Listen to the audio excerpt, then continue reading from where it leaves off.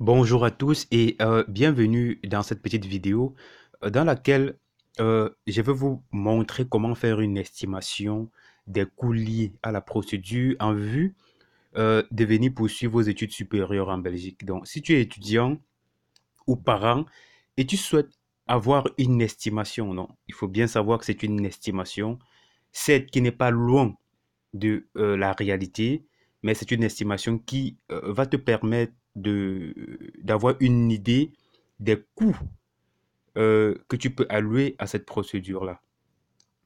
Donc, forcément, pour arriver sur ce formulaire, il faut cliquer sur un lien qui est évidemment dans la description de cette vidéo.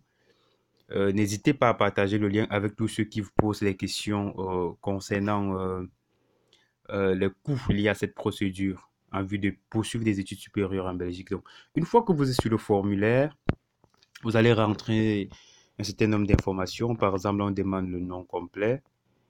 Euh, Là, euh, je vais mettre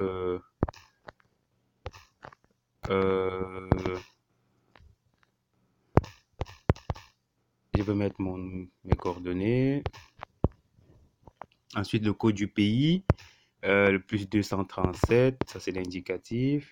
Le numéro de téléphone 677 29 01 25. L'adresse mail, je vais introduire mon adresse mail. Voilà. Maintenant, on vous demande, est-ce que vous voulez poursuivre vos études en bachelier ou en master? Donc ça, il faut le savoir. Pour ceux qui viennent d'obtenir leur baccalauréat, forcément, ils vont poursuivre des études en bachelier. Maintenant, pour ceux qui veulent poursuivre des études en master, et comme nous le disons le plus souvent aux étudiants que nous accompagnons, pour avoir des chances d'être admis en master en Belgique, il faut au préalable avoir un master depuis son pays d'origine. Donc, ceux qui ont une licence, sachez qu'il est difficile, voire impossible d'être admis en master. Pourquoi? Tout simplement parce que le système belge estime que le niveau n'est pas le même. Donc, le niveau d'enseignement n'est pas le même qu'en Belgique. Donc, voilà pourquoi généralement on rétrograde des étudiants qui sont titulaires d'une licence. Une fois que tu es rétrogradé, donc si tu dois poursuivre des études, que ce soit en première année, en deuxième année ou en troisième année, ça c'est en bachelier. Donc, on suppose que l'étudiant veut poursuivre ses études en bachelier première année. Voilà. Si c'est en master, il fallait choisir master. Si c'est en bachelier, on choisit bachelier. Maintenant, est-ce que l'étudiant souhaite poursuivre ses études au sein d'une université ou d'une haute école? Parce qu'en Belgique, soit c'est à l'université, soit c'est dans une haute école et les prix sont différents. Et pour entrer à l'université, il faut tenir compte des critères. Il faut avoir, pour un nouveau bachelier, il faut avoir obtenu une moyenne de 13 sur 20 au baccalauréat, ce qui n'est généralement pas le cas. Donc, on suppose que l'étudiant veut poursuivre ses études en bachelier. On a choisi bachelier et dans une haute école. Il faut savoir que à l'université, les frais de scolarité varient entre 835 euros pour certains ressortissants d'un pays bien déterminé. Donc, vous pouvez retrouver la liste sur le site des différentes universités de Belgique. Et dans les hautes écoles, la scolarité varie entre 1400 euros et ça va aussi jusqu'à 2500, 3000, voire parfois 4000 euros. Donc, vraiment, ça dépend des universités et des hautes écoles. Mais en moyenne, la scolarité dans une haute école est à environ 1500 euros. Donc, on choisit que l'étudiant veut poursuivre ses études en bachelier et dans une haute école. Et maintenant, est-ce que l'étudiant a déjà une équivalence? Est-ce qu'il a déjà établi son équivalence? On suppose que l'étudiant n'a pas encore établi son équivalence, donc il souhaite établir son équivalence. On va choisir non. Et lorsqu'on choisit non, la case juste en bas, on voit équivalence. Et c'est marqué 150 euros. Mais si l'étudiant a déjà l'équivalence, ce montant de 150 euros ne sera pas pris en compte dans le total. Et c'est bien précisé que ceci ne représente pas les frais administratifs. Ceci ne représente que les frais administratifs autant pour moi. Donc, il faut prévoir ça, les frais de constitution des dossiers pour les équivalences, les frais d'envoi des documents par DHL, si c'est le cas, donc il faut tenir compte de ces frais-là. C'est pourquoi on dit que ceci est une estimation. Maintenant, le dossier de demande d'admission auprès des écoles en Belgique. Généralement, il faut légaliser l'ensemble des dossiers qu'on envoie en Belgique auprès des universités et certaines hautes écoles. Il faut les légaliser, donc il y a des frais. Et aussi, il y a des hautes écoles qui demandent des frais d'étude des dossiers. Donc, voilà pourquoi on a fait une estimation. On a mis ce montant à 250 euros. Je précise bien que ces montants sont en euros. Donc, si vous voulez des montants dans d'autres devises, il faut le convertir. Ensuite, les frais de scolarité. Pourquoi 1400 euros? 1400 euros ici, parce qu'on a choisi la haute école plus haut. Donc ici, on avait choisi haute école. Si on avait choisi université, vous verrez qu'ici en bas, là, exactement, les frais sont à 835 euros. Mais parce qu'on a choisi de poursuivre des études dans une haute école, les frais de scolarité s'élèvent à environ 1400 euros, c'est ce qui est précisé. Maintenant, les frais administratifs de demande de visa. Donc, ça, c'est le montant à reverser auprès du poste diplomatique belge de votre pays ou du pays voisin dans lequel vous allez introduire votre demande de visa. Elle est estimée à 182 euros. Ensuite, il y a d'autres frais à prévoir. Dans d'autres frais à prévoir, qu'est-ce qu'il y a? Il y a les frais tels que le certificat médical qu'il faut faire. Il y a les frais de constitution de dossier pour une demande de visa, etc. Donc, on a fait une estimation à 500 euros.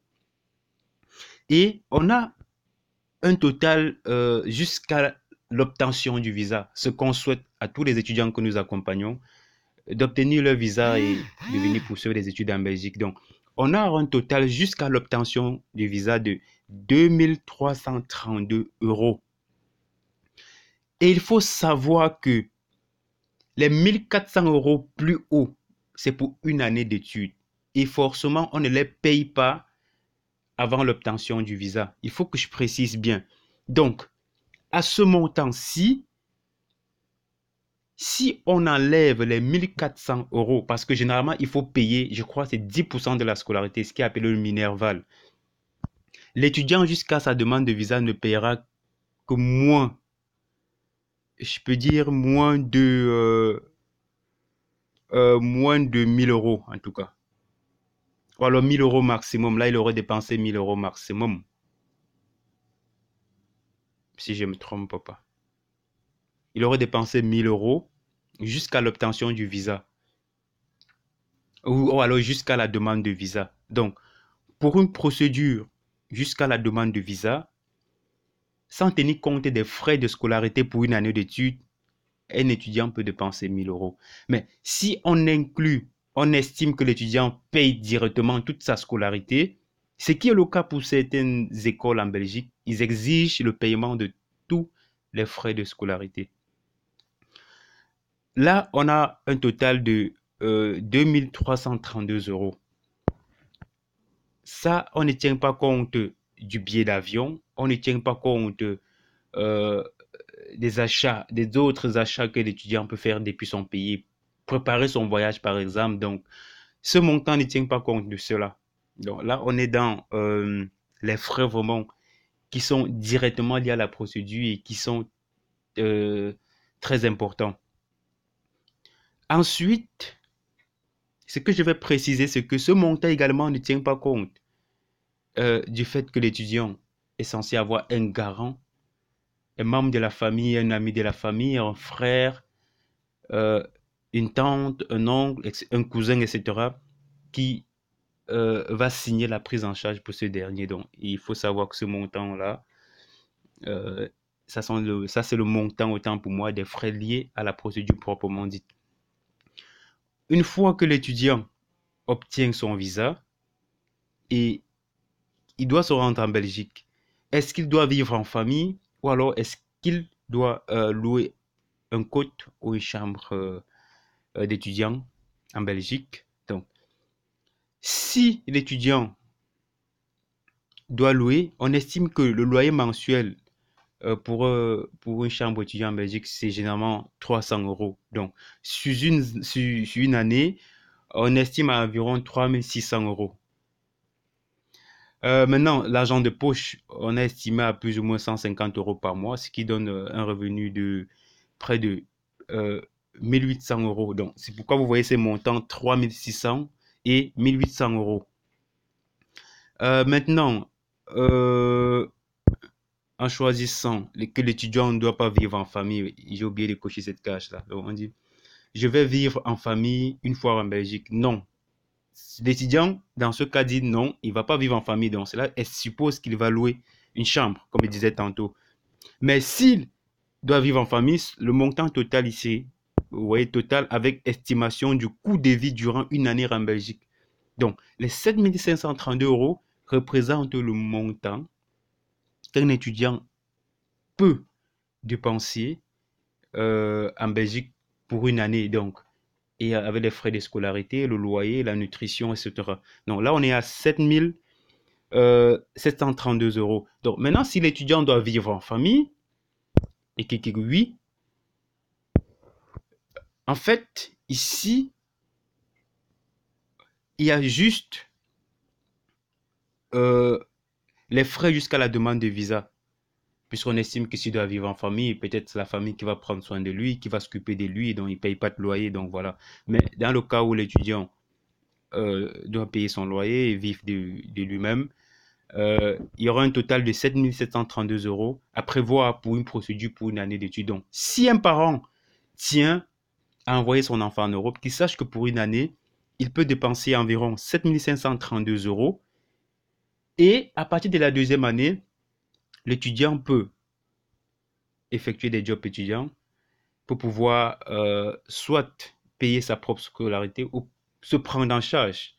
Donc ça, il faut le savoir. Donc pour une année, pour la première année, il est important que la famille, les parents soutiennent l'étudiant, mais à partir de la deuxième année, il peut avoir des petits jobs qui le permettent de subvenir à ses propres besoins. Donc voilà, à la fin, vous pouvez cliquer sur recevoir mon estimation par mail et voilà, cela fait en sorte que vous recevez euh, l'estimation par mail. Mais n'oubliez pas aussi d'apprécier le formulaire, ce qui est important. Sinon, le formulaire ne sera pas, sinon vous n'allez pas recevoir un truc par mail. Donc voilà, une fois que vous cliquez sur recevoir, forcément, vous allez recevoir vous allez recevoir, pardon, voilà.